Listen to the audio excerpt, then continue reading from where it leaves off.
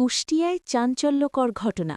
ধর্ম অবমাননার অভিযোগ তুলে এক কথিত পীরকে পিটিয়ে হত্যা করেছে উত্তেজিত জনতা, আর তার দরবারে লাগানো হয়েছে আগুন।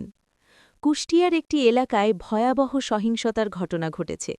স্থানীয়দের অভিযোগ, এক ব্যক্তি যিনি নিজেকে পীর দাবি করতেন, ধর্ম অবমাননাকর মন্তব্য করেছেন।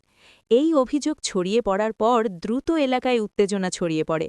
ভিডিওতে দেখা যায় একদল উত্তেজিত মানুষ ওই ব্যক্তিকে ঘিরে ফেলে এবং মারধর শুরু করে।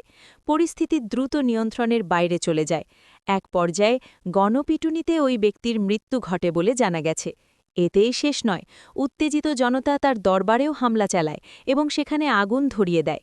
এই ঘটনা আবারও দেখিয়ে দিল, গুজব, অভিযোগ বা ধর্মীয় ইস্যু কত দ্রুত সহিংসতায় রূপ নিতে পারে। আইন নিজের হাতে তুলে নেওয়ার প্রবণতা সমাজের জন্য মারাত্মক ঝুঁকি তৈরি করছে।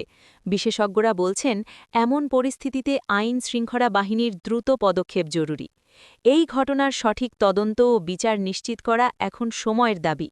আপনি কি মনে করেন, এ ধরনের ঘটনা ঠেকাতে কী করা উচিত? কমেন্টে জানান।